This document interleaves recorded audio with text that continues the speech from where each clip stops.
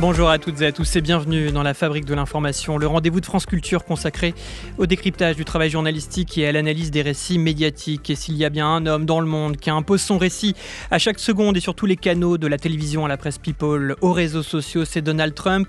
Le président américain a fait de sa maîtrise du spectacle une politique, une stratégie pour sidérer et tenter d'annihiler l'exercice d'une pensée critique. Comment le public et les journalistes peuvent-ils à ce titre échapper à ce coup d'État médiatique ? L'opération vénézuélienne avec la capture et l'exfiltration en direct de Nicolás Maduro en a été une parfaite illustration. Il sera intéressant d'analyser les ressorts de cette mise en scène et de décrypter le flot d'images qui nous submerge et inonde la zone, comme le formule le stratège ultra-conservateur Steve Bannon. Si notre attention est saturée par les émetteurs américains, un territoire semble oublié dans le paysage, le Venezuela lui-même et sa population, dont il est si difficile de recueillir la parole au-delà de la représentation de sa diaspora. Quel est l'état de l'information dans ce pays de près de 30 millions d'habitants et comment parvenir à le couvrir ?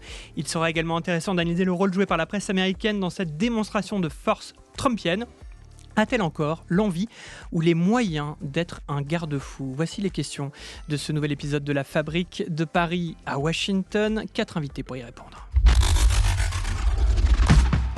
Philippe Corbet, bonjour. Bonjour. Vous êtes journaliste et fin connaisseur de la société américaine. Vous avez été correspondant à New York pour RTL et vous êtes aujourd'hui directeur de l'information de France Inter après avoir dirigé celle de BFM TV. Vous venez de publier aux éditions Grasset Armes de distraction massive avec un Donald Trump en Superman sur la couverture. Vous êtes donc bien placé pour analyser les super pouvoirs de captation de ce président omniprésent. À vos côtés, Gallagher Fenwick, bonjour.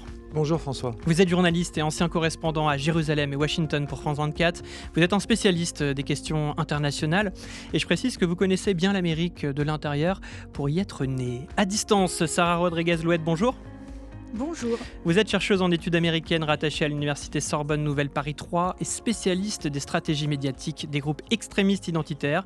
Votre regard sera précieux pour analyser les contenus propagés sur les réseaux sociaux, notamment par la sphère MAGA. Depuis Washington, où il est le correspondant pour Libération, Benjamin Delille, bonjour. Bonjour.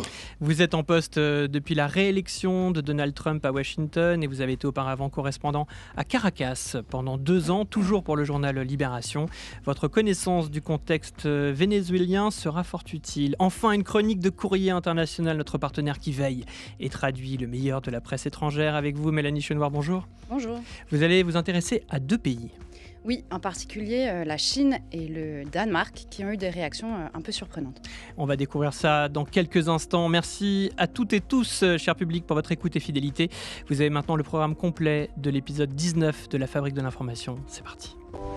L'onde de choc au Venezuela après la capture menée par les États-Unis du président vénézuélien Nicolás Maduro.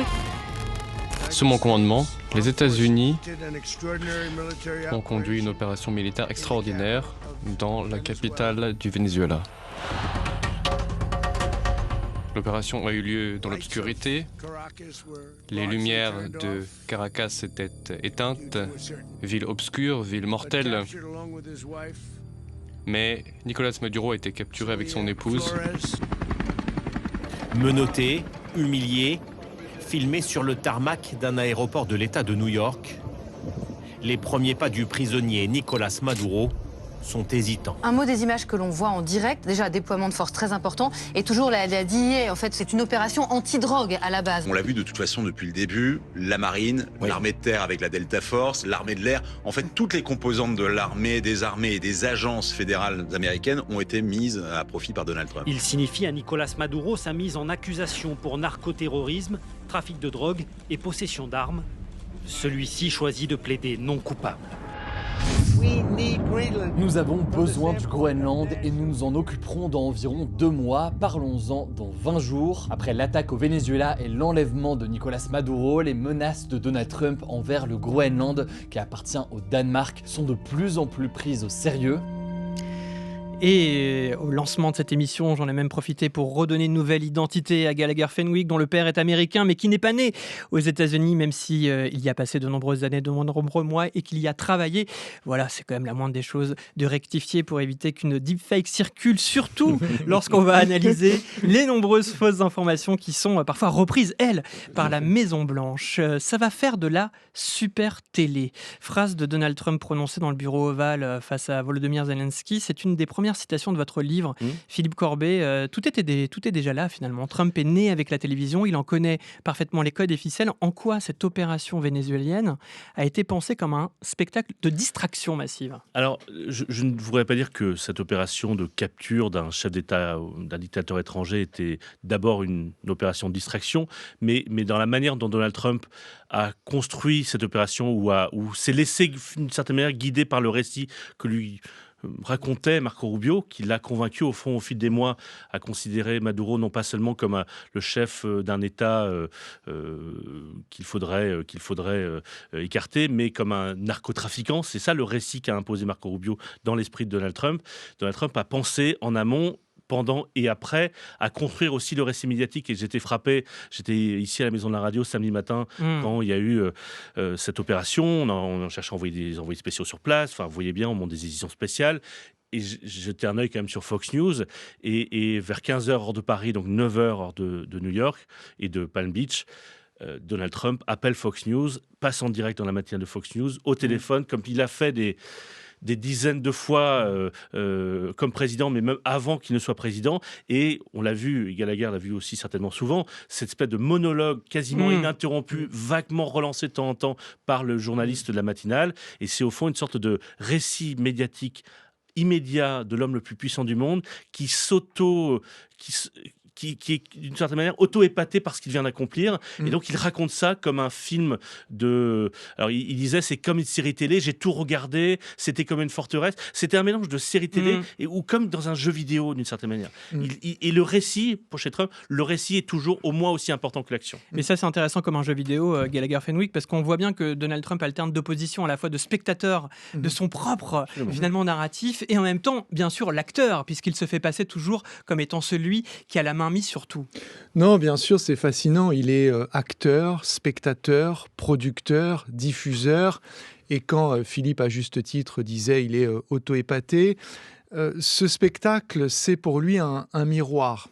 Parce que Donald Trump est quelqu'un d'extrêmement narcissique. Et dans cette mise en scène de la force, il a envie de voir sa propre force qui se déploie de manière hyper puissante, incontestable et d'ailleurs incontestée. Incontestée du point de vue militaire, incontestée, et Philippe le racontait très bien, par ses interlocuteurs, journalistes, qui sont un peu complices, pétrifiés, qui ne relancent pas, qui n'interrogent pas un récit qu'il impose et dans lequel on finit toutes et tous par être enfermés. C'est-à-dire que s'y opposer, parce que c'est quand même très mis en scène et chorégraphié, ces hélicoptères qui transporte un dictateur narcotrafiquant qui passe juste devant la Statue de la Liberté sur fond de soleil couchant.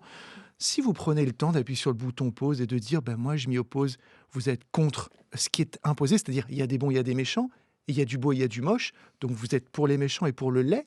Non, c'est-à-dire que simplement on doit, et c'est extrêmement difficile quand on est, et vous l'avez dit dans votre introduction, inondé parce que c'est la technique. Il faut prendre le temps de lever la tête hors de l'eau, de réfléchir à ce qui est en train de nous être imposé, ce à l'intérieur de quoi nous sommes en train d'être enfermés, afin d'introduire des corrections, des nuances, etc. Et comme vous l'avez fait au début de l'émission. Exactement, mais tout ça malheureusement est facile pour moi, mais un peu plus dur lorsqu'on est en continu, une chaîne d'information, et qu'on ne veut pas rater l'événement. Comme vous le dites, les images, elles sont trop belles pour ne pas les diffuser. Et si on ne les diffuse pas nous, peut-être que la concurrence va le faire. Donc toute cette question-là, on va en parler. Vous parliez de bons et de méchants. Sarah Rodriguez-Louette, justement, le méchant dans ce film qu'on nous propose, c'est Nicolas Maduro. Vous avez analysé justement cette posture de méchant, d'adversaire. C'est-à-dire qu'il faut pas le montrer trop faible non plus, ce méchant. Il faut le montrer à la taille de Donald Trump. Exactement, c'est-à-dire qu'on le voit, il est maîtrisé, mais il est maîtrisé avec contrôle. il est maîtrisé avec contrôle par une unité d'élite. Donc ça, c'est déjà très important. C'est de se positionner non pas comme une force brutale, mais comme une force de civilisation, puisque le terme de civilisation revient maintenant de manière omniprésente dans la dialectique de l'administration Trump. Et cet adversaire il est humilié dans le sens où il est subjugué. D'accord, mais il n'est pas humilié à la manière d'un Saddam Hussein, par exemple. Il reste fort, oui, pour montrer que justement, Donald Trump avait un adversaire à sa mesure. Mais on voit aussi dans toutes ces représentations que c'est une victoire personnelle de Donald Trump. C'est ça aussi qui est important. Au-delà des États-Unis, c'est Donald Trump qui a réussi, grâce à des unités d'élite, mais surtout à lui, dans tout ce qui est détournement. C'est comme dans un combat d'homme à homme finalement. D'homme à homme, et oui, effectivement, et qui dépasse même la question géopolitique de sa propre nation. C'est lui qui arrive. Si on prend un autre parallèle avec Ben Laden, on l'avait dit, on a Barack Obama qui est à l'intérieur de la Maison Blanche. Quelque part, c'est le pays qui arrête Ben Laden avec l'incarnation de Barack Obama. Là, on voit que c'est Donald Trump chez lui, à Mar-a-Lago, qui le fait quasiment tout seul, Philippe Corbet. Je pense que la comparaison intéressante est effectivement avec Ben Laden, parce que du point de vue américain, et je ne voudrais pas du tout comparer Maduro à Ben Laden pour 1000 raisons, mais du point de vue du spectateur et du téléspectateur américain, ça rappelait un peu cet épisode-là, c'est-à-dire le président qui annonce qu'un ennemi, même si Maduro n'était pas l'ennemi public numéro 1 pour les Américains, mais qui annonce d'une certaine manière qu'un ennemi a été mis hors d'état de nuire. Mais c'était très différent parce que, il faut se souvenir, c'était en mai 2011, Barack Obama annonce un dimanche soir à la télévision, enfin depuis la Maison Blanche en direct à la télévision, que Ben Laden a été arrêté, exécuté, et dont ils se sont débarrassés du corps en le jetant dans l'océan. Et donc, ils ont voulu faire en sorte qu'il n'y ait pas d'image, qu'il n'y ait pas de représentation, et aussi parce qu'ils ne voulaient pas que Ben Laden soit un martyr. Exact. Et là, il y a l'idée inverse de construire des images, les images des hélicoptères que vous évoquiez, l'image de Maduro, les images de la Statue de la Liberté, les caméras des chaînes de New York qui suivent dans les rues de Brooklyn le convoi. Tout ça a été assez spectaculaire. Et j'ai beaucoup repensé à cet épisode-là de comparaison avec Ben Laden, parce qu'il y avait une série télé qui n'a pas eu un grand succès en France, mais qui était faite par Aaron Sorkin, qui a fait la série aussi The West Wing à la Maison Blanche, qui ensuite a fait une série qui s'appelait Network, qui racontait un petit peu les coulisses de la fabrication de l'information. Il y a eu tout un épisode sur, justement, il recréait cette arrestation de Ben Laden, et il y avait des questionnements qui se posaient sur comment montrer, quoi montrer, que faire. Est-ce que le journalisme, c'est de raconter une arrestation en se fiant aux informations données par le pouvoir? Enfin, il y avait beaucoup de questions autour de ça, et là, on voit bien que Donald Trump ne se pose pas la question du récit, de la véracité du récit, même si je ne dis pas qu'il a menti dans son récit, mais de la construction spectaculaire, dans le côté, les tambours sont plus importants que la mélodie, en fait. Et là, c'était très frappant. Il a quand même pris un appel quelques minutes après avoir annoncé ça. Il a pris un appel du New York Times. Ça a duré 50 secondes. Mais il prend l'appel de quelqu'un qu'il ne connaît pas au milieu de la nuit, et il répond aux trois généralités. Voilà. Et on a bien vu ensuite comment est-ce que, sur d'autres événements moins grands, comment il s'assure toujours de construire sa propre légende, la légende de l'histoire qu'il a, enfin de ce qu'il a accompli. Et en ça, il reprend, et ce que j'essaie de raconter dans le livre, des codes qui viennent des tabloïds de New York, des codes de la télé-réalité, de la télévision de divertissement en général, des réseaux sociaux, là où beaucoup de responsables politiques, Barack Obama en premier, sont d'une certaine manière, ça n'est pas leur langage naturel. C'est pas leur langage ni leur culture. Non, c'est pas leur culture. Alors que c'est la culture de Donald Trump, et c'est la culture de beaucoup d'Américains. Et c'est en ça où effectivement ces images marquent tout de suite, parce qu'il y a un référentiel commun. On reviendra peut-être sur son mentor, mais depuis Washington, Benjamin Delille veut réagir. Oui, non, je voulais suivre ce que disait M. Corbet, parce qu'il y a quelque chose qui est très fort avec Maduro, qui est différent de Ben Laden. C'est que Ben Laden était vraiment l'ennemi public numéro 1. Et c'était assez facile finalement de saluer sa disparition. Alors que là, la manière dont Donald Trump a enlevé Nicolas Maduro, en se fichant du droit international, en s'engageant dans un pays souverain avec une opération militaire assez incroyable. Donald Trump n'a pas laissé le choix à ses opposants finalement de critiquer la méthode en s'attaquant à ce dictateur qui a poussé un quart de sa population à fuir le pays. Et de cette manière-là, il a aussi pris en main le récit puisqu'il a empêché la plupart des démocrates, notamment les anciens présidents démocrates comme Barack Obama, comme Joe Biden, de réagir parce qu'il ne fallait pas passer pour le proche de Maduro, il ne fallait pas passer pour quelqu'un qui défend Maduro, ce qui est reproché d'ailleurs par une partie de la diaspora aujourd'hui à tous ceux qui s'indignent de la méthode avec laquelle Donald Trump a fait chuter ce dictateur. Justement, là, vous parlez de la diaspora. Ça sera intéressant avec vous, Benjamin Delille, de comprendre comment cette population a pu être instrumentalisée, comment on arrive justement à recueillir ces propos. Avant de donner la parole à Gallagher Fenwick, juste Sarah Rodriguez-Louette, Benjamin Delille vient de parler à l'instant de, on va dire, la manière dont il a pu justifier cette opération. On a l'impression qu'on est passé du narratif de la légitimité qui a remplacé celui de la légalité. C'est-à-dire qu'on n'est plus dans la légalité, on est dans la légitimité. Oui, c'est-à-dire que là, on a non seulement la représentation de la puissance, mais on a la performance de la puissance médiatique, politique, tout ça se mélange. Et c'est finalement cette performance qui va créer la légitimité. On inverse complètement les termes. À ce niveau-là, ce qui est intéressant aussi de voir, c'est que sur les réseaux sociaux, les personnes s'approprient ce récit puisqu'ils vont recréer, ils vont faire circuler les vidéos, etc. Donc ça permet de créer comme une sorte de mouvement organique qui finalement est très très contrôlé par Donald Trump et par les personnes qui sont autour de lui. Oui, c'est ce que Gallagher Fenwick disait tout à l'heure en disant qu'il était aussi le diffuseur. On a dit acteur, spectateur, diffuseur, bien sûr, avec son réseau social Truth, celui de la vérité. Alors qu'on sait tous que la vérité n'est pas forcément à chaque tweet ou à chaque post qui est mis sur ce réseau social-là. Peut-être un commentaire, Gallagher Fenwick, sur ce changement de narratif, de la légitimité qui gagne sur la légalité. Bon, ce sont des notions qui n'existent pas chez Donald Trump. Tout à l'heure, Philippe Corbet citait le New York Times de Tyler Page qui raconte, c'est complètement fascinant. Il faut comprendre qu'on est au milieu de la nuit. Il est un peu après 4h30 du matin en heure locale sur la côte Est. Et Donald Trump, justement, vient de publier cette information concernant la capture et l'exfiltration de Nicolás Maduro. Et le journaliste l'appelle. Ça sonne 3 fois. Et Donald Trump, président des États-Unis, il décroche. Parce qu'une chose qu'il a comprise, et c'est pour ça que j'insistais sur le terme diffuseur, c'est qu'à force d'hyper-diffuser, en fait, il ne laisse plus la place à d'autres pour le faire. Et ce qui est fascinant pour moi dans le passage, dans la fresque qu'on est en train de dessiner du moment Obama, Ben Laden à Trump, Maduro, c'est qu'en fait le personnel a remplacé et effacé le solennel.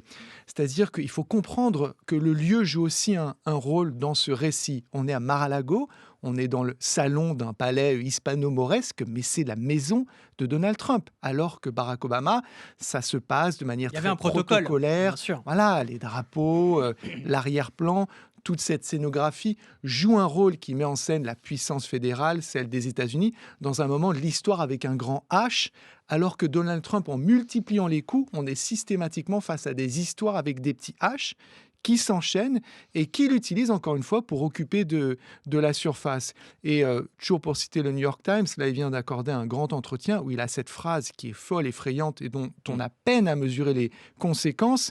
Il dit, vous savez, je n'ai aucune limite à part ma propre moralité. Et ça, il est en train d'expliquer où se place la barre de sa puissance. C'est quoi la moralité de Donald Trump ? Quelqu'un qui est soupçonné ou condamné sur des questions, justement, quand vous parlez de moralité, vous appelez, vous tendez à une perche qui nous permet de nous pencher sur votre style de vie, vos choix, etc. Pas revenir sur les frasques personnelles, fiscales, etc. de Donald Trump, mais ça secoue quand même sévèrement. Et ensuite, puisque vous m'interrogiez sur l'égalité et légitimité, il y a une autre, et vous en parliez, j'allais dire un autre terme qu'il faut introduire, celui de la vérité. Donald Trump, il a cette phrase qui lui est, et c'est un personnage que Philippe Corbet connaît bien, dicté presque par l'un de ses mentors, ancien avocat. Il dit « La vérité, c'est ce que je dis. La vérité, c'est ce que tu dis. La vérité, c'est ce que Philippe dit. » Donc la vérité, elle est plastique, elle est malléable, elle ne s'impose pas. Je peux la produire en cet instant même en vous disant, aujourd'hui je vous dis Nicolas Maduro c'est un terroriste, demain je vous dis Nicolas Maduro c'est un narcotrafiquant, hier j'avais raison et aujourd'hui j'ai toujours raison. C'est pour ça que peut-être dans un instant vous serez vraiment né aux États-Unis. Gallagher Fenwick, tout sous prétexte que je l'ai dit. Qu'est-ce qui lui a appris Roy Cohn justement? Expliquez-nous qui est Roy Cohn peut-être pour nos auditeurs auditrices à Donald Trump. Alors Roy Cohn, si j'ai écrit ce livre, c'est justement parce que j'avais écrit il y a 5 ans un livre sur Roy Cohn qui était le mentor de Donald Trump, qui était un grand avocat américain très célèbre aux États-Unis, qui a eu, je vais vous résumer en quelques secondes son parcours, c'est que c'était l'un des procureurs adjoints qui a fait condamner les époux Rosenberg à la peine capitale pour avoir, selon la justice américaine, transmis les secrets de la bombe nucléaire aux soviétiques au début des années 50. C'était l'adjoint de McCarthy au moment du procès de la chasse aux sorcières anticommunistes au début des années 50 également. Il a été ensuite, pendant des décennies, un des grands avocats du tout New York, avec des célébrités, mais aussi des gens puissants. Ça allait de la famille Ford à Estée Lauder. C'était une figure de la vie mondaine de New York, de Studio 54. C'était par ailleurs un homosexuel dans le placard, homophobe d'une certaine manière, enfin pas d'une certaine manière, totalement homophobe, tout en ayant une vie sexuelle intense, et qui a repéré Donald Trump au milieu des années 70, qui était le fils d'un de ses clients, et qui a trouvé chez lui à la fois une forme de fascination, peut-être même une fascination sexuelle, en tout cas, même si c'est rien passé entre eux, mais il avait une forme de désir pour Il y a une attirance, en tout cas. Oui, une attirance, un magnétisme, une attirance. Oui, mais aussi pour quelque chose de plus sincère, c'est qu'il a repéré chez lui quelque chose, une potentiel d'un personnage. C'est quelqu'un de grand blond, avec une forme d'assurance un peu ridicule, mais au fond, il sort du lot. Et il l'aide à rentrer dans les affaires. Et rentrer dans les affaires, c'est récupérer une subvention pour acheter un hôtel pourri à côté de la gare Grand Central à Manhattan, au moment où Manhattan est vraiment une zone de non-droit, en tout cas ce quartier-là. Et il va l'accompagner et lui, d'une certaine manière, l'amener vers d'autres choses. Il lui fait rencontrer les Reagan, par exemple. Mais il lui donne aussi des conseils par rapport à la gestion des médias. Oui, et parce que... La défaite. Le rapport à la défaite, le rapport à la vérité, le rapport aux médias. Pardon. Exactement, comme le disait Gallagher, l'important, ça n'est pas ce qui est vrai ou ce qui est faux, l'important, c'est le récit que tu racontes. Au fond, ne crois pas ceux qui vont dire que ça ne sera pas possible ou que ça n'est pas vrai. Au fond, c'est toi-même qui es maître de ton propre récit. Et il va, comme Roy Cohn l'a fait, c'est-à-dire que Ethel Rosenberg n'était pas coupable d'avoir transmis, n'était pas une espionne. Il l'a fait exécuter. Dans les procédures McCarthy, les gens qu'il visait, beaucoup d'entre eux n'avaient aucun lien avec des activités communistes. Mais c'est le récit qu'il imposait. Et il l'a fait pendant des décennies. Il l'a fait avec Trump. Et notamment, ce qu'il a donné à Trump, c'est une sorte d'habileté, des trucs, des techniques, j'essaye de raconter dans le livre, des armes de distraction avec des codes, des tabloïds. Il fait quand même en 1984, alors que donc Reagan est candidat pour sa réélection, il fait faire à Donald Trump, qui est totalement inconnu, une interview dans le Washington Post pour que Donald Trump dise « Moi, je suis le meilleur négociateur du monde. » Il est vraiment inconnu. Je suis le meilleur négociateur du monde. Il faut que le président Reagan m'envoie à Moscou et je vais négocier la fin, ou en tout cas un équilibre des armes nucléaires avec l'Union soviétique. Et il faut quand même, d'une certaine manière, être assez audacieux, voire arrogant, mais ça a marché. Alors justement, ça a marché. On le comprend là depuis le début de cette émission que sa force, sa puissance, c'est aussi les mots. La manière dont il arrive à faire la guerre des mots, à y croire tellement. Donc, la responsabilité des journalistes, elle est là, puisque nous, on amplifie les mots. On les reprend et on leur offre une caisse de résonance. Benjamin Delille, et ça, je commence avec vous, puisque vous êtes au plus près du terrain en ce moment même à Washington. Comment on fait en tant que journaliste pour arriver à avoir cette distance quand même critique qui est nécessaire pour analyser les mots, ne pas forcément les reprendre, et surtout, est-ce que ça peut être utile quand on voit qu'il y a autant d'inondations de la zone, comme on l'a dit? Je pense que l'avantage du correspondant, c'est qu'on est tellement confronté aux mots de Donald Trump constamment, et juste qu'on arrive un peu à avoir ce recul sur les infos qui tombent pour essayer de les analyser. Et je pense que c'est le rôle des journalistes, d'apporter du contexte, d'apporter l'historique, d'expliquer d'où viennent les différentes sorties, et justement d'essayer de ne pas tomber dans la sidération immédiate qui est souvent le problème de l'info en continu dans laquelle on se retrouve brassé, et de cette inondation qui a été théorisée par Steve Bannon avant Trump.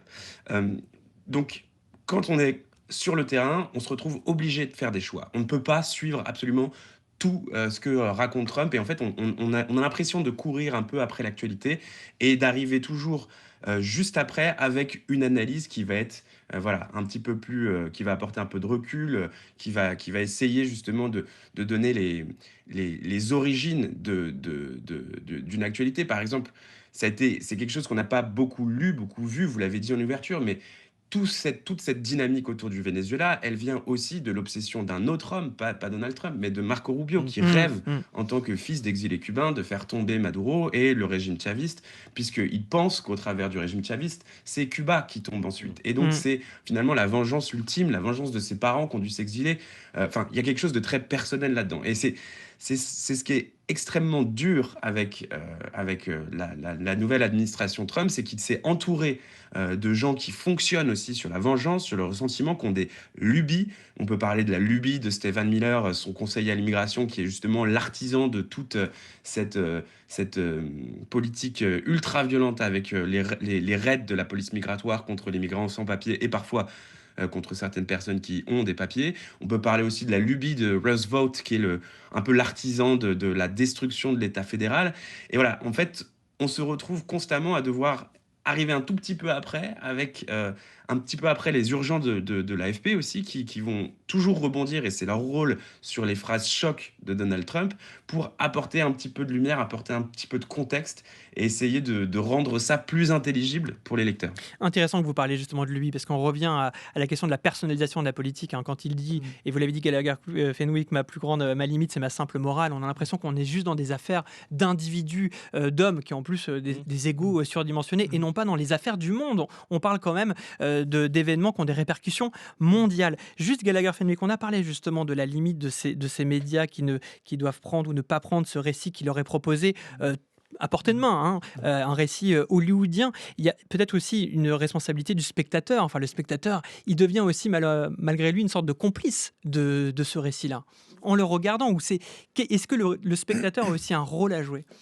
Bien sûr qu'il a, c'est-à-dire comprendre qu'il est consommateur aussi, et que la consommation, c'est un choix et qu'elle a des conséquences. Et donc, faire certains choix, c'est par définition éliminer certains canaux, refuser certains récits. Mais quand vous êtes pris dans ce flot qui vous inonde, vous avez ce sentiment, j'allais dire, de confusion qui est également voulu par Donald Trump, qui est instrumentalisé, qui participe de ce qu'il estime être son hyperpuissance et qu'on subit toutes et tous, que l'on soit spectateur ou consommateur dans une certaine mesure.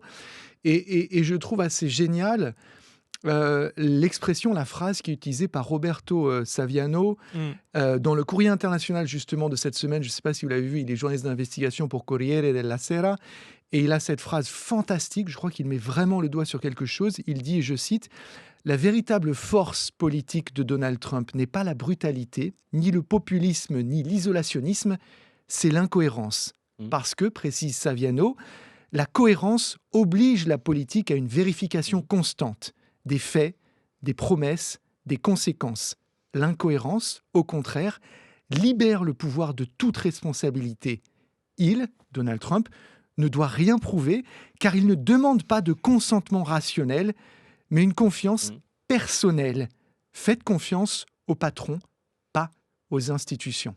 Alors ça, c'est très intéressant, effectivement, on va dire l'orchestration de cette incohérence pour se dédouaner de toute responsabilité. Mais là encore, quel est le rôle de la presse américaine que vous connaissez bien, Philippe Corvée ? Prenons le New York Times ou le Washington Post, qui ont déjà été cités, pour pointer justement parfois cette incohérence, une incohérence qui peut être coupable aussi, parce que Donald Trump n'embarque pas que son propre destin, il embarque le destin d'une nation, voire même du monde. Alors, d'abord, il y a un attachement et je ne voudrais pas dire du mal de la presse française, puisque j'en suis moi-même un membre, mais il y a un attachement à la question de la vérité beaucoup plus forte dans la presse américaine que dans la presse française. C'est vraiment une valeur cardinale plus claire aux États-Unis qu'en France. Par exemple, le Washington Post, dans le premier mandat, avait lancé une stratégie qu'on appelait la stratégie des Pinocchio.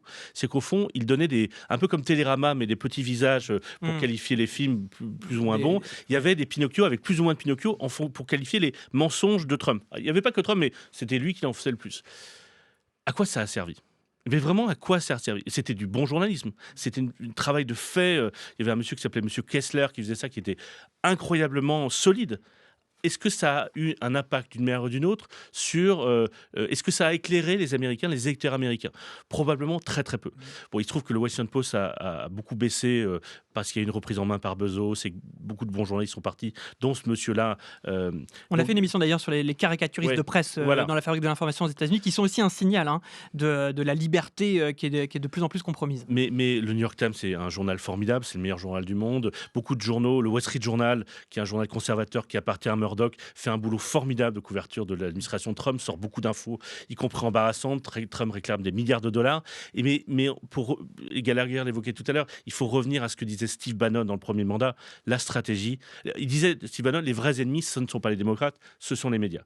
Et pour les annihiler, d'une certaine manière, il faut, je le cite, inonder la zone de merde pour que les médias, et donc derrière les Américains, se noient. Et en fait, inonder la zone de merde, c'est-à-dire balancer toujours des choses qui fait qu'on ne peut pas fixer son attention plus de quelques heures, ou parfois quelques minutes, ou quelques jours, sur un sujet. Je prends un exemple sur le Venezuela. Il y a moins d'une semaine, l'homme le plus puissant du monde a fait arrêter un chef d'État en exercice. Quoi qu'on pense de Maduro, et même si sa légitimité était évidemment contestable. Il a fait arrêter Maduro. De quoi parle-t-on depuis une semaine? Du Groenland. Ça n'est pas le même sujet. Demain matin, l'armée américaine ne va pas envahir le Groenland. Nous parlons du Groenland et nous le couvrons. Nous avons envoyé, nous, à France Inter, une journaliste, Ajra Mohamed, qui est au Groenland, qui fait des reportages. Et il faut couvrir ce qui se passe. Et on a invité des responsables groenlandais. Et donc, il faut en parler. Et en même temps, quand on en parle, on ne parle pas de ce qui s'est passé il y a une semaine. C'est-à-dire de cette opération au Venezuela. Vous voyez la capacité permanente de Donald Trump, d'une certaine manière, de nous envoyer des choses qui, d'une certaine manière, nous empêchent de nous fixer sur ce qui est parfois l'essentiel. Oui, mais alors, juste Philippe Corbet, je reviens juste un instant, mais vous avez été directeur d'une chaîne d'information continue comme BFM TV, aujourd'hui la rédaction de France Inter. Vous êtes conscient de tout cela, et pour autant, j'ai l'impression que c'est une conscience stérile. Oui. Stérile, vous avez raison de pointer ce sujet. Mais 100 fois, je me souviens très bien, et je le raconte dans le livre, j'étais à BFM le jour où il a été inculpé à Miami. C'est l'une des affaires pour laquelle il était inculpé. C'est l'affaire, il avait conservé des documents secret défense dans une salle de bain à Mar-a-Lago. Il est inculpé à Miami. Et il y a donc des hélicoptères des chaînes de télévision locale de Miami qui survolent le convoi. Il repart après l'inculpation. Et là, comme je connais un peu Miami, je reconnais qu'il sort du chemin qui mène vers l'aéroport et je comprends qu'il va à Little Havana. Donc dans le quartier cubain. Il va dans un restaurant Little Havana qui s'appelle le Versailles, qui est un restaurant cubain. Et là, formidable. Oui, en fait, je suis épaté. Je suis épaté parce que là, en fait, il y a des caméras qui n'étaient pas les caméras de télévision. Il y a des caméras de ses partisans dans le restaurant qui l'attendent, avec des Cubains qui l'attendent là, et qui l'accueillent, et qui prient avec lui, et qui en fait essayent d'installer, installe l'image en direct sur toutes les chaînes en direct que Donald Trump, d'une certaine manière, est victime de la justice, comme ces Cubains américains, ces Cubains de Miami, avaient été victimes du régime castriste. Et là, tout ça se joue en direct à la télévision. Et le présentateur de CNN, Jack Tapper, qui est en direct, dit de façon assez énervée à l'antenne, en direct, il demande à ses producteurs d'arrêter cette image en direct. Parce qu'en fait, il voit ce qui est en train de se passer. C'est que Donald Trump, ancien président inculpé, est en train de prendre la main sur le récit médiatique en direct et de détourner l'attention. Et ça marchait. Oui, Gallagher Fenwick, rapidement. Non, on est en fait en train de tourner autour d'une notion qui est devenue assez matricielle dans la pensée de l'extrême droite et extrêmement puissante, qui est l'idée de la censure. Et ça, c'est une question que toutes les rédactions doivent se poser. C'est-à-dire, si je ne diffuse pas ce par quoi nous sommes inondés depuis la Maison-Blanche, est-ce que je censure de l'information ? Si je ne diffuse pas des discours en direct de Donald Trump, dont on sait qu'il ment régulièrement, factuellement, objectivement, est-ce que je censure ? Ou alors est-ce que c'est ça le journalisme ?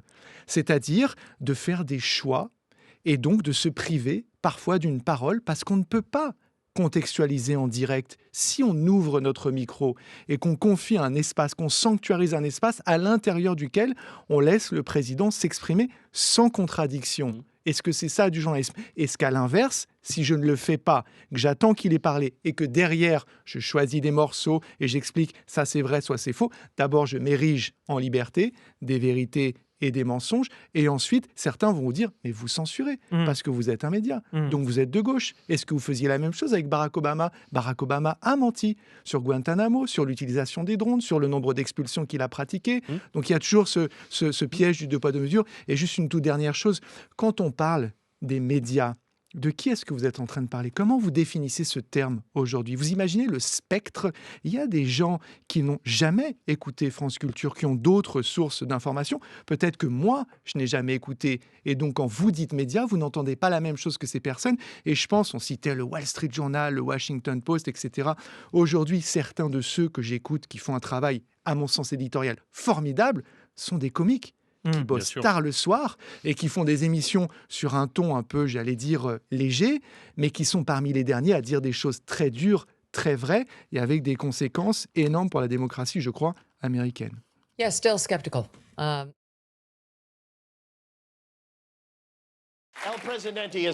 Le président entame son 5e jour à la tête du Venezuela, son activité parallèle.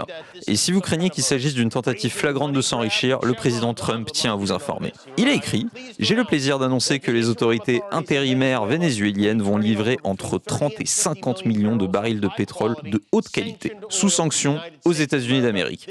Ce pétrole sera vendu au prix du marché et cet argent sera sous mon contrôle. Signé Didi J. Trump. » France Culture, la fabrique de l'information, François Saltiel.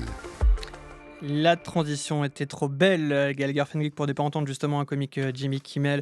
Et on a l'impression, et peut-être que Benjamin Delille va nous contredire, mais que la portée critique, effectivement, du côté de la France aux États-Unis se passe du côté des comiques américains. On aurait pu aussi citer CBS, une chaîne de télévision qui opère quand même un virage. CBS, et qui vire son comique de fin de soirée. Qui vire son comique de fin de soirée. C'est 60 Minutes, c'est des reportages. On en a vu certains qui ont été notamment censurés sur la question du Venezuela. Benjamin Delille, quand vous qui êtes là-bas, est-ce que vous sentez ça? Est-ce qu'il y a une perte justement de cette liberté? Est-ce que c'était une vue française? J'entendais Philippe Corbet dire justement que la presse américaine était très attachée aussi à la notion de vérité. Qu'en pensez-vous? Moi, je suis assez d'accord avec cette notion-là, et il y a une grande différence ici entre la presse anglo-saxonne, qui est effectivement plus factuelle, et la presse française, qui a une tendance aussi plus éditorialisante, qui, dans le moment actuel, paradoxalement, j'ai l'impression, nous donne plus de liberté, nous, en tant que presse française, pour donner un avis sur ce qui se passe et à apporter justement cette dimension analytique et de recul dont je vous parlais tout à l'heure. Ce qui est intéressant avec les comiques américains, on parlait de Jimmy Kimmel, il y a aussi Jon Stewart qui a eu une très bonne chronique en début de semaine sur le Venezuela, où il pointait justement l'espèce de folie de Trump autour de son discours sur le pétrole, alors que tous ses conseillers essayent de ramener un semblant de vernis, de démocratie par-dessus, alors que lui ne cesse de répéter « et on va s'emparer du pétrole, et on va s'emparer du pétrole ». Et justement, ils ont cette facilité à, via l'humour, rentrer un petit peu plus au fond du sujet, là où la presse traditionnelle, en faisant un boulot par ailleurs formidable, se retrouve, comme on disait tout à l'heure, complètement inondée de fact-checking, finalement, de vérification des mensonges qui sont beaucoup trop nombreux pour être tous vérifiés. Et ils apportent quelque chose qui donne une dimension analytique supplémentaire et qui les rend d'autant plus menaçants, je pense, pour l'administration Trump, qu'elles essayent de les faire progressivement tomber. Donc il y a effectivement Stephen Colbert qui va voir son émission se terminer cette année, donc sur CBS. On a Jimmy Kimmel qui a été rapidement sorti de l'antenne pour les commentaires qu'il avait eus sur l'assassinat de Charlie Kirk, qui est devenu un peu le martyr de l'extrême droite américaine en septembre. Et on se demande ce qui va se passer pour finalement tous les autres humoristes américains qui se retrouvent menacés, notamment par l'espèce de jeu de fusion-acquisition de grandes corporations médiatiques. Par exemple, je vais citer juste ce qui s'est passé entre Netflix qui essaye de racheter Warner Bros. Et Paramount qui est contrôlé par la famille Ellison, très proche de Trump, qui essaye de surenchérir pour obtenir Warner Bros. Et en fait, on voit que Donald Trump, il est intéressé par ça parce qu'il pense que si son ami Ellison récupère Warner Bros. Et donc, au travers de Warner Bros. CNN, une chaîne qu'il estime comme étant une chaîne d'opposition, il va pouvoir encore plus façonner le discours médiatique qu'il veut faire entendre. Voilà, on voit effectivement qu'il y a de toute façon une mainmise de la technologie, des entreprises de technologie sur les médias, sur le divertissement, même si ça n'a pas grand-chose à voir, les Oscars qui seront prochainement diffusés sur YouTube. Donc on voit que finalement, quand on sait qu'on a un technopouvoir aujourd'hui qui se met en place aux États-Unis de manière outrancière, on a encore vu réapparaître d'ailleurs Elon Musk à l'occasion de Mar-a-Lago, on voit que tout cela, encore une fois, c'est une manière d'avoir la mainmise. Sarah Rodriguez-Blouet, tout à l'heure, Gallagher Fenwick parlait de c'est quoi un média. Vous qui travaillez beaucoup sur les réseaux sociaux, vous qui travaillez beaucoup sur cette aussi, pour nous, ce qu'on pourrait encore appeler des nouveaux émetteurs de contenu, les podcasteurs qui sont très présents, on voit qu'il y a aussi toute une sphère MAGA qui est sur ces réseaux sociaux, qui parfois d'ailleurs peut rentrer en opposition avec encore on va dire le premier niveau classique conservateur trumpien qui était un peu l'époque de la télévision. Oui, tout à fait. On voit un recentrage sur les réseaux sociaux et même ces photos, les vidéos ont ce format court qui est calibré pour avoir le maximum d'impact sur les différents réseaux sociaux. Alors, à ce niveau-là, ce qui fait que les gens vont pouvoir tout simplement se réapproprier. Elon Musk a lui-même fait la promotion de son intelligence artificielle Grok à l'occasion de ses diffusions de photographies de Maduro. Et ça fait qu'il a encouragé donc le détournement, il a encouragé aussi indirectement d'autres photographies qui vont cette fois imiter la réalité et qui vont pouvoir cette fois inonder aussi les réseaux sociaux, inonder la Maison-Blanche aussi, puisque la Maison-Blanche a repris ces médias, et qui vont déplacer complètement le sens du politique. Puisque les gens qui vont être à l'origine de ces nouvelles créations ne sont pas forcément des personnes pro-Trump. Ils vont faire ça aussi pour se mettre en valeur eux-mêmes. On est donc dans une relation qui n'est plus de l'information, qui n'est plus de l'idéologie, mais qui est vraiment proprement du spectacle.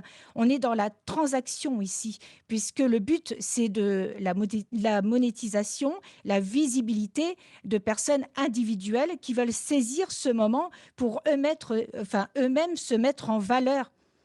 Donc, ce qui est intéressant, c'est que Donald Trump lui-même donc va parler de pétrole. Il ne parle aucunement de démocratie, d'idéologie, de mots. Enfin, il a sa propre morale. Il va dire son terme moral, mais on est dans l'intérêt ici, dans l'intérêt transactionnel, commercial. Eh bien, on retrouve la même chose dans la diffusion et dans le traitement de cette information, en fait, Maduro. Et ce parallèle est vraiment frappant.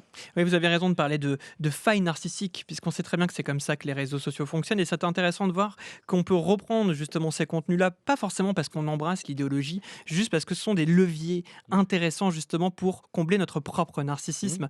Et on voit que c'est pensé comme tel, c'est presque du clé en main pour qu'on soit tous indirectement devenus des ambassadeurs. Et peut-être un mot aussi sur l'usage de l'intelligence artificielle par Donald Trump.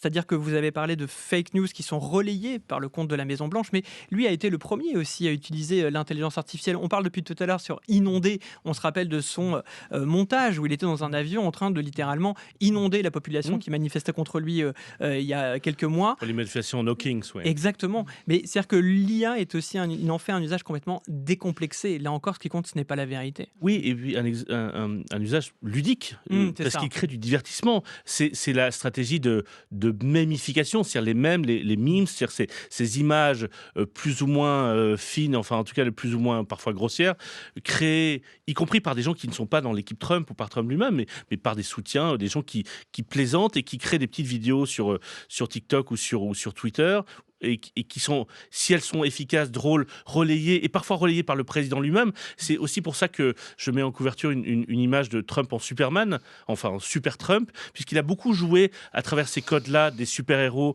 depuis des années, et il y a d'infinies images où il est représenté en Superman. Il joue avec ces codes des super-héros, uniquement par des images. C'est évidemment... On pourrait se dire que c'est secondaire, c'est un peu ridicule et que ça n'est pas très grave et qu'au fond c'est juste l'expression de son propre narcissisme. Mais en fait, depuis des années, quand vous êtes abonné à beaucoup de comptes américains, vous voyez ces choses-là. Il y a aussi ces représentations en roi, ces représentations en empereur, ces représentations en homme viril, en beauté physique virile hollywoodienne. Et ça, ça n'est pas qu'accessoire, parce que ça marque au fond notre rétine et la manière dont on le perçoit. Je raconte dans le livre, par exemple, comment est-ce qu'il avait imaginé mettre en scène son retour de l'hôpital quand il avait le Covid pendant la campagne en 2020. Il imaginait, donc ce qu'on a vu, c'est un hélicoptère au soleil couchant qui atterrit sur la Maison Blanche, soleil d'été indien. Il voulait remonter jusqu'au balcon Truman de la Maison Blanche, et là, se retourner et arracher sa chemise où il y aurait eu un super Trump sur son t-shirt. Et finalement, ses conseillers l'ont convaincu de ne pas aller jusque-là, mais il a fait toute cette scène en arrachant son masque, et on était à quelques jours de l'élection. J'ai vaincu la mort. C'était ça son message. Ouais, effectivement, c'est très clair dans votre livre, et je renvoie justement les spectateurs. Avant de donner la parole à Benjamin Delille pour parler enfin de cette presse vénézuélienne, juste vous souhaitiez réagir, Sarah Rodriguez-Louette?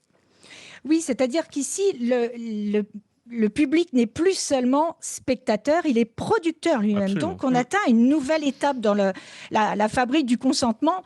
Avec les réseaux sociaux, on sait que le fait de s'engager, de partager, permet de motiver le biais de confirmation.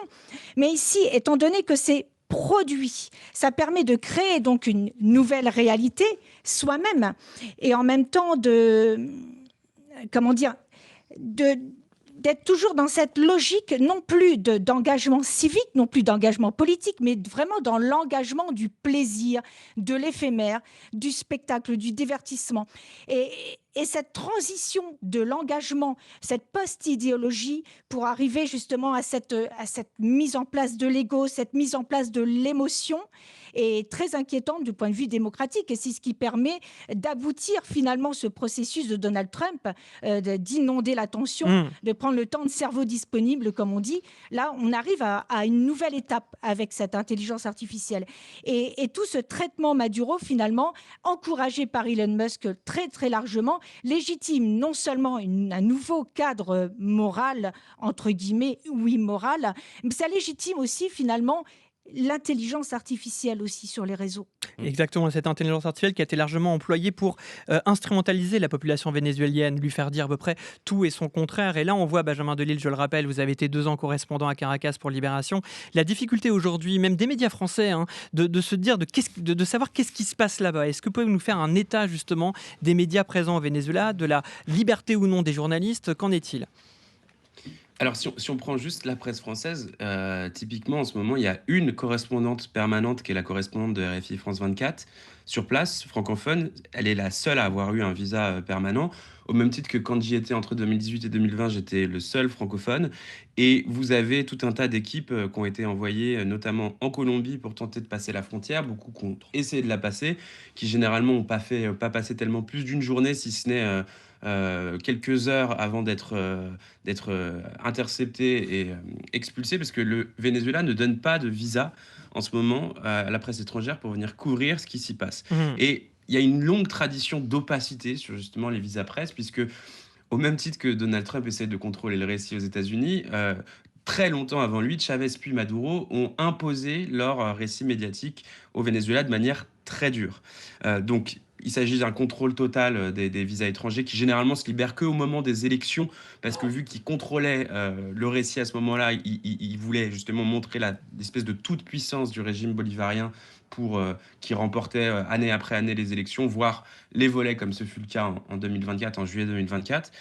Et progressivement, en fait, on a vu d'abord Chavez comprendre l'importance de polariser les médias et d'expulser en fait tous les médias qui pouvaient être considérés comme gênants, voire d'opposition. Alors ça a commencé par la création d'une chaîne d'information en continu, Télésour, qui s'est ensuite étendue à tout le continent latino-américain, qui est une chaîne très marquée à gauche, mais dans cette gauche anti-impérialiste qui était celle de Hugo Chavez.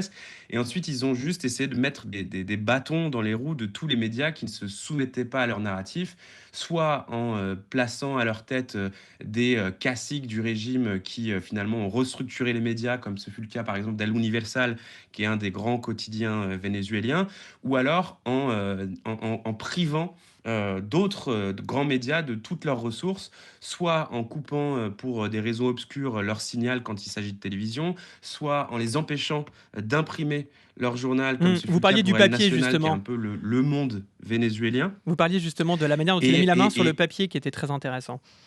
C'est ça, en fait, ils ont nationalisé l'entreprise qui distribuait le papier journal pour pouvoir en fait contrôler à qui est-ce qui permettait d'imprimer ou de ne pas imprimer leur papier. Ce qui a poussé par exemple Aide Nationale à aller chercher son papier en Argentine à un moment avant de finalement en fait se retrouver complètement bloqué. Et aujourd'hui, tous les médias qui ont été empêchés de travailler au Venezuela travaillent depuis Miami, depuis Bogota, voire depuis Madrid, puisqu'ils n'ont plus les moyens de travailler au Venezuela. Et le résultat de ça, c'est qu'il y a un contrôle total de l'information au Venezuela par le gouvernement.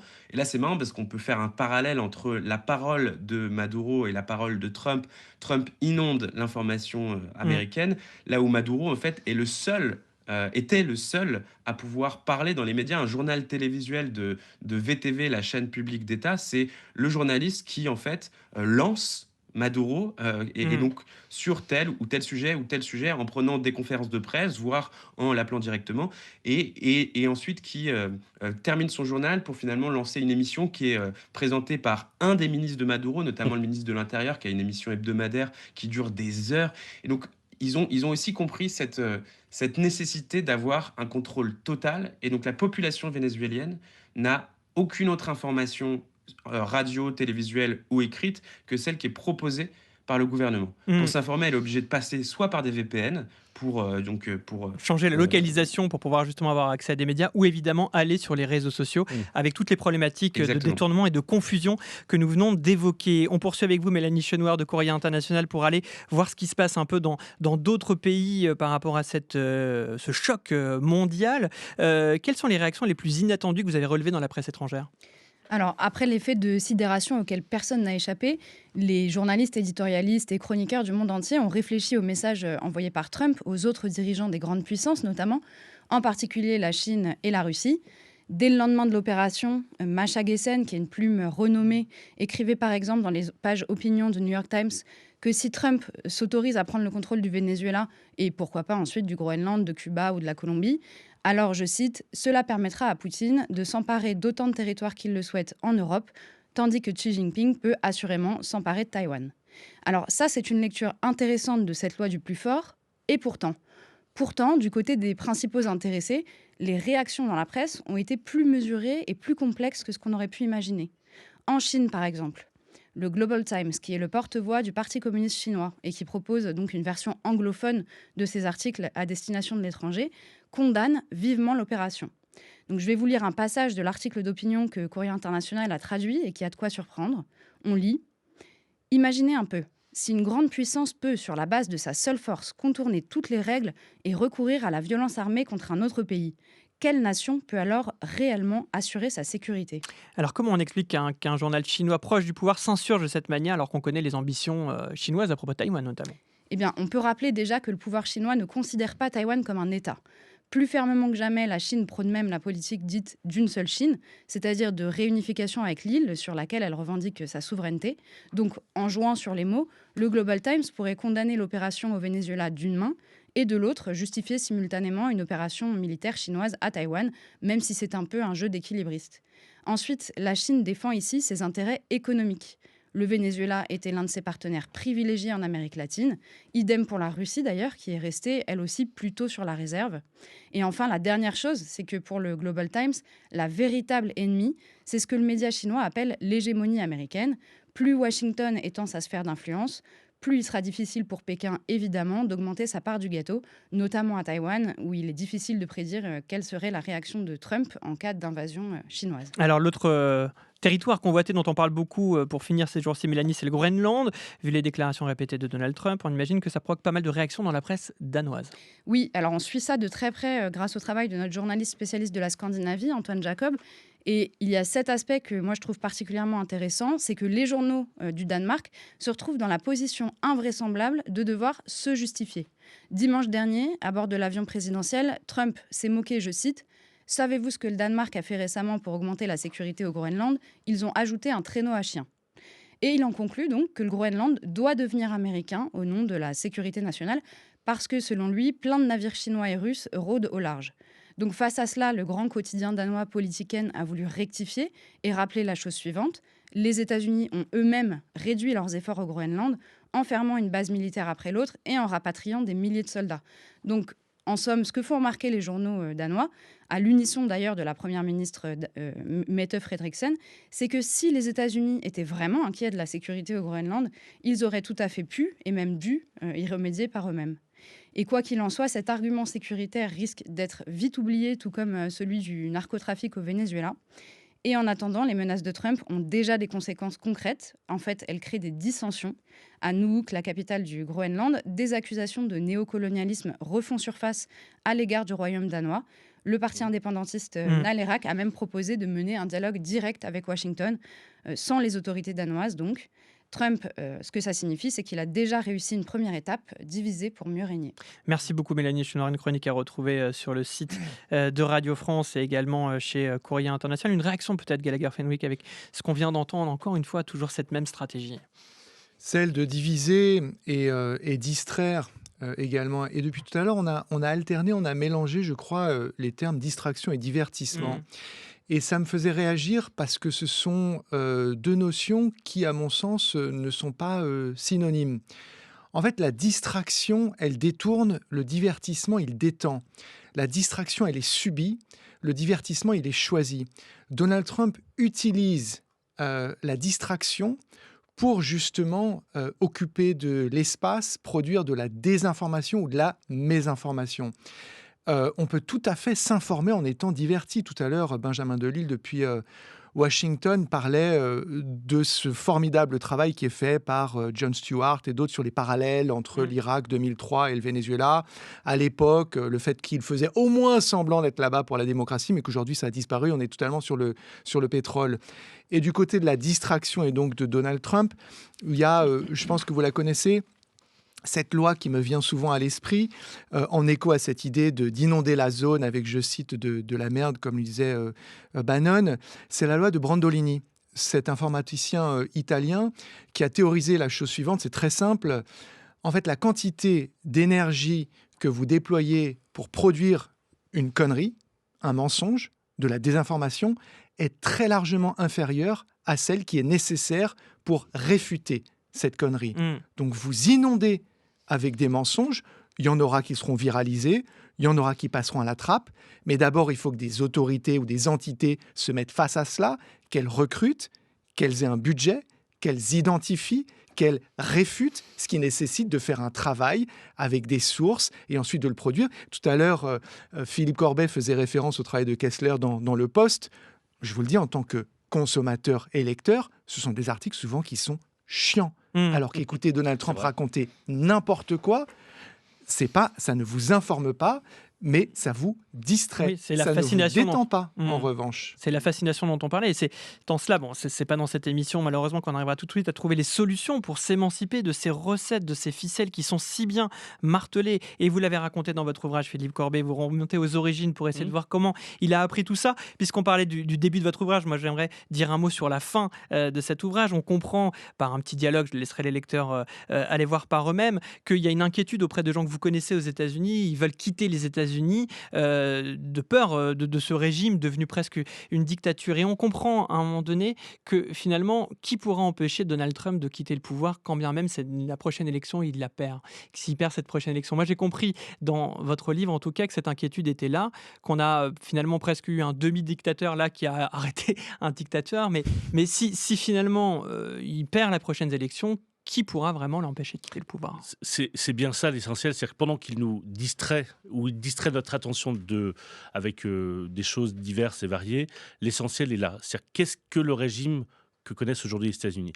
Moi, je ne parle pas de dictature, et je fais juste état d'une conversation avec un de mes meilleurs amis qui est américain et qui se demande si, au fond, il peut faire grandir son fils qui a 3 ans dans ce pays-là. C'est une marche vers l'autoritarisme. Ils n'y sont pas là aujourd'hui. C'est une démocratie imparfaite, comme l'ont toujours été les États-Unis. Et il va se jouer dans les 3 ans qui viennent une définition de qu'est-ce que c'est ce pays. Et ça va se jouer devant les cours de justice, ça va se jouer dans la Cour suprême. Je ne sais pas comment ça va se terminer, mais c'est ça l'essentiel.